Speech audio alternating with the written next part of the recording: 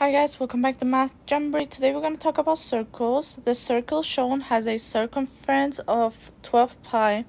The length of minor arc AB is x pi. What is the value of x? So first of all, let's see what informations we got about this. We have 12 pi, we have x pi, and we have 30 degrees shown.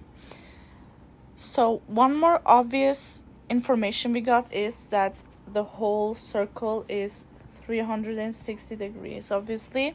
So what we're gonna do now is 30 degrees divided by 360 degrees equals to x pi over 12 pi, what we got here as an information.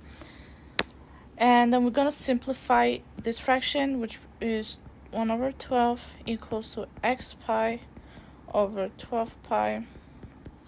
The pi's cancel each other out, so what's left is 1 over 12 equals to x over 12.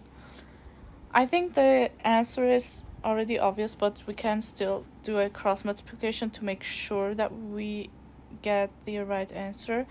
So 12 times 1 is 12 equals to 12 times x is 12x. Divide both sides by 12. So x equals to 1.